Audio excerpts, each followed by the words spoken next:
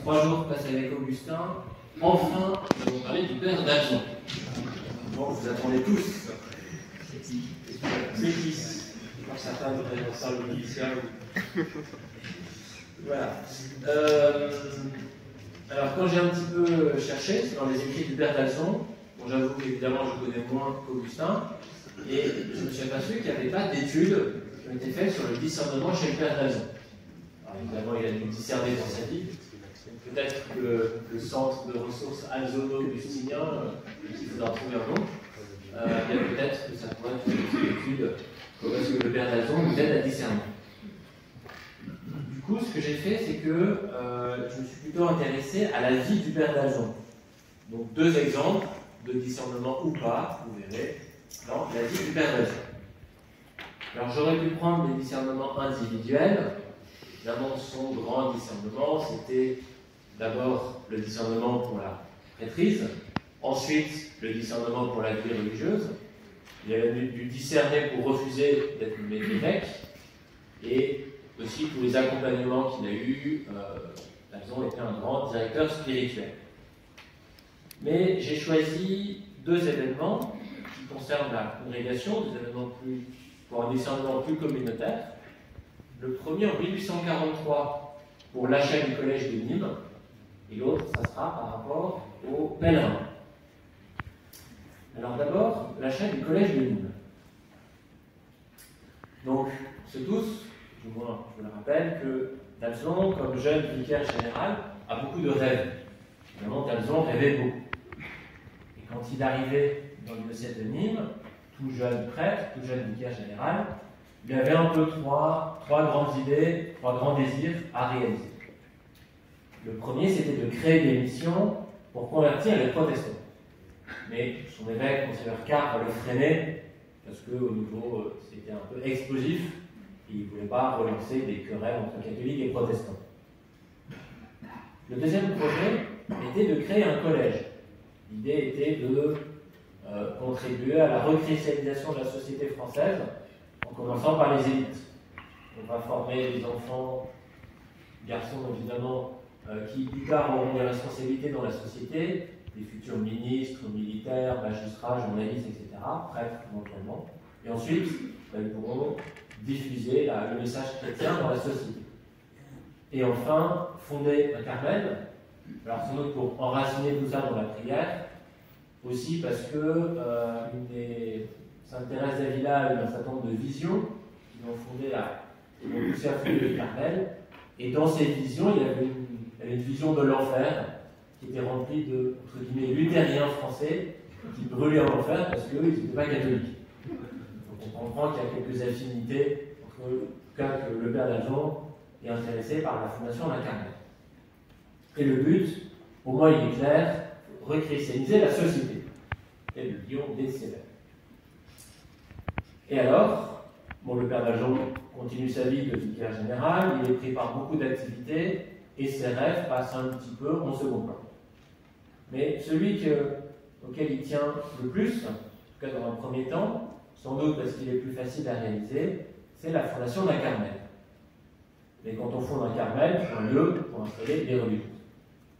Et alors en 1843, le père d'Alzon est en voyage avec son évêque en Franche-Comté. Au passage, d'Alzon trouvait que son évêque était un peu froid, que lui d'Alzon était du sud, l'évêque venait d'une région plus ou moins dans le nord de la France, donc je suis pas tellement d'accord avec le fait que c'est le nord, mais pour d'Alzon c'est le nord, il fait très froid, et d'Alzon ne le comprenait pas bien. Donc il va aller faire ce voyage en Franche-Comté, et en revenant il va dire, en fait j'ai compris mon évêque, parce que là-bas ils sont tous pareils. Donc s'intéresser à la culture de l'autre, voyager, ça aide à le comprendre. Je ferme la parole. Et donc, alors là, je pense que l'affaire qui suit est typiquement du Sud. Je vais faire des amis dans la salle. Donc, d'Alzon est en voyage, il revient, et son ami l'abbé Goubier, qui est le curé de Sainte-Perpétue, lui dit: ah, j'ai trouvé une solution pour notre projet commun, on va pouvoir loger les carmélites. Comment ça? En votre absence, j'ai acheté en notre nom, très bien, c'est la liberté, la pension Vermeau, qui était une petite école qui était un peu en décrépitude. On raconte que c'était la honte de Nîmes. Pas trop ce qui s'y passait, apparemment il n'y avait pas beaucoup de discipline. Donc il a acheté le lieu. en disant on va fonder un carmel. Et l'abbé Gouguier l'a acheté avec un trésor inestimable, la Providence. En gros, il n'a pas d'argent et il l'a acheté quand même. Bon. Et le pire, c'est qu'en fait, on s'aperçoit que l'abbé Gouguier peut être un négociateur un peu étrange. En tout cas, il y a une clause qui dit que si les professeurs refusent de changer la destination éducative du lieu, il faut continuer l'enseignement. Donc ils refusent, donc il va falloir continuer l'enseignement. Donc Dalzon, qui n'avait rien demandé, il avait juste rêvé, il se retrouve maître d'école, avec un collège déficitaire évidemment sur les bras. Bon là, il est un peu devant le fait accompli. Bon, heureusement pour les carmélites, ils trouveront un autre lieu et ils pourront aussi venir. Et pour nous, c'est un événement très important, un événement fondateur. Parce que ça va être la création de la maison de l'Assomption, ça va être le berceau de la congrégation, c'est dans ce contexte qu'on est né, et on peut dire un grand merci à l'abbé Gouguier, sinon on n'aurait jamais existé. Et c'est dans ce collège que Dalzon va un peu nourrir son idée de congrégation. Alors à l'origine, il pense à l'association de l'Assomption. Les laïcs le savent bien, composés de laïcs et de religieux, qui ensemble travaillaient pour un même but, l'avènement du royaume de Dieu, notamment à travers l'éducation. Alors pour vous faire rigoler, j'ai consulté l'intelligence artificielle chez Ravencroft. Il paraît qu'il y a des scandales parce qu'il y a des étudiants qui trichent leurs examens.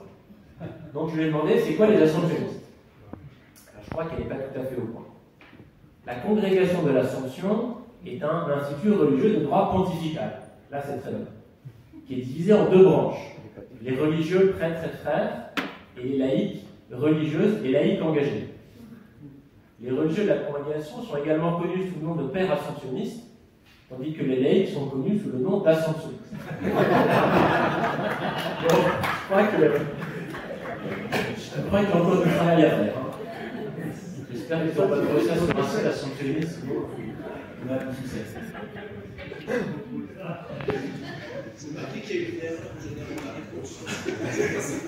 On pourra vérifier si certains utilisent l'intelligence artificielle pour faire les textes. Alors, je reviens, soyons sérieux, à l'achat du collège de Nîmes. Donc clairement, ce n'est pas un modèle de discernement. Et d'ailleurs, je suis content qu'on arrive à la fin de la première session, parce que si je vous avais dit ça au début, je vous aurais dit que c'est pas la peine de discerner finalement. Bon, il n'y a pas de discernement. Dalzon n'a pas eu le choix, il était obligé. Il va y avoir des conséquences compliquées, c'est le martyre des écus. Parce que même si le fonctionnement du collège était équilibré, si le collège était bien géré, l'emprunt de départ était tellement fort qu'avec une crise économique qui est venue dans ces années-là, ça sera la crise financière. Et Dalzon parlera du martyre des écus. En plus, le père Dalzon va tellement être impliqué dedans, tellement préoccupé, qu'il va tomber malade. Il passera à 2 doigts de la mort. Bon, donc je crois que c'est un modèle à suivre. Mais un signe positif, que d'un bricolage imprudent, Dieu peut faire surgir une grande œuvre. Bon, alors ça nous rassure, hein. Évidemment qu'il faut discerner, mais même si on se trompe, heureusement Dieu peut toujours nous rattraper. Encore une fois, je dis ça à la fin du chapitre. Alors ça, c'était un exemple où en fait Dalzon n'a pas eu à discerner. Il était mis devant le fait accompli. Alors, heureusement, un autre exemple, la fondation du pèlerin. Le pèlerin illustré, qui date de 1877. Alors, à l'origine, le pèlerin date de 1873, donc on fait bien l'anniversaire cette année. L'origine, c'est une collaboration. C'est évidemment le père Vincent de Paul-Bailly qui est en première ligne, mais il collabore avec d'autres.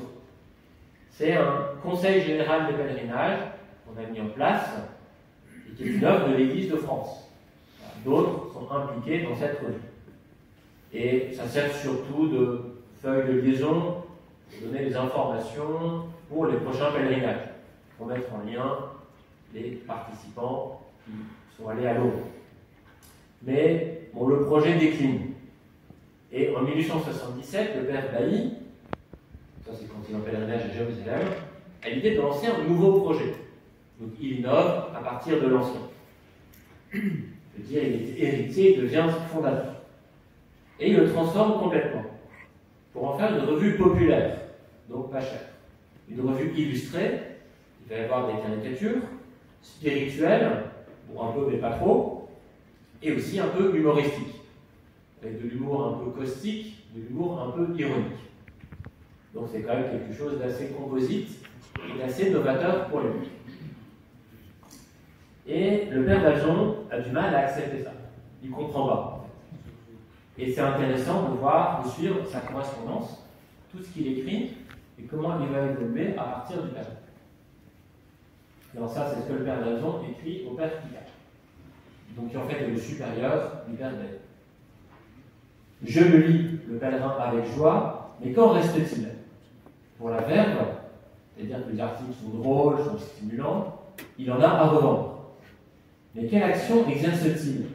Quelles idées fait-il germer? À quel besoin répond-il? Sinon de remplacer de mauvaises revues illustrées. Mais ceci est un résultat assez négatif.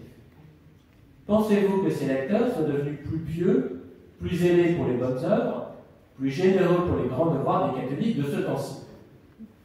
Donc le père d'Alzon est assez heureux quand il le lit, il a passé un bon moment, mais il s'est dit, est-ce que c'est au service de la transformation des lecteurs? Est-ce que bon, on s'amuse bien, mais est-ce que c'est comme ça qu'on va faire avancer le royaume de Dieu? Et régulièrement, le père d'Alzon va écrire au père Bailly, mais il ne va jamais le condamner, jamais le critiquer. Il fait que la lettre. Mais finalement, le père d'Alzon va finir par soutenir la revue, notamment parce que d'autres assomptionnistes trouvaient franchement que ce n'était pas sérieux. Au même moment, on avait lancé la revue de l'éducation, de l'enseignement chrétien, qui est une revue de pédagogie, mais d'un certain niveau. On publiait des dissertations de philosophie, etc. Et une des chevelures de cette revue, c'était un père qui s'appelait Géry de Lalo. C'est ça qu'on parle de dissertation gérienne. Et à la fin, on voit que le père d'Alzon est positif. Moi, je le juge d'enfant. Il fait du bien. Cela me suffit. On voit qu'il y a un basculement chez D'Alzon. Je m'attriste qu'il faille servir cette dose si minime d'intelligence aux chrétiens. Mais cela prouve seulement qu'ils n'en peuvent pas apporter plus, que les dissertations gériennes leur donneraient de très graves et désabonnantes indigestions. Donc on va aussi le style le père d'Alzon. Il écrivait bien à l'époque. Bon, pour la traduction, désolé, je ne sais pas comment vous faites. Donc, interprétation. D'Alzon ne partage pas ce qu'on peut appeler le projet pédagogique, ou le projet éditorial de la revue. Et en même temps, il constate son succès, il est même étonné que même des prêtres le lisent. Donc forcément, les prêtres ont aussi envie de s'amuser. Ça devait être plus sympa que les mandements épiscopaux. Et on voit aussi le chemin intérieur fait par le père d'Alzon. Il a accepté de faire un déplacement et de se dire, finalement, même si moi j'ai un peu du mal à comprendre, je vois que ça fonctionne, et je vois qu'il y a du fruit. Donc allons-y. Et mieux, il va défendre la revue malgré tout. Et enfin, ça je crois que ça a toujours été très admirable chez le père d'Alzon, il va maintenir sa confiance dans le père Bailly. Il y a eu d'autres moments où il était un peu en conflit avec lui, mais il n'a jamais douté de sa vocation, il a toujours reconnu qu'il avait quelque chose, mais après il fallait qu'il trouve son chemin et il fallait l'orienter. Donc là, je pense qu'il y a un bon discernement qui est posé sur les personnes. Tout ça, moi, ça me pose une question, à moi et à chacun d'entre nous. Est-ce que je suis capable d'assumer des décisions qui n'auraient pas été les miennes, jusqu'à les défendre face à ceux qui les critiquent? Donc là, je pense que le père d'Alzon nous montre un beau chemin spirituel. Merci Nicolas et merci beaucoup. Nous allons continuer à exercer notre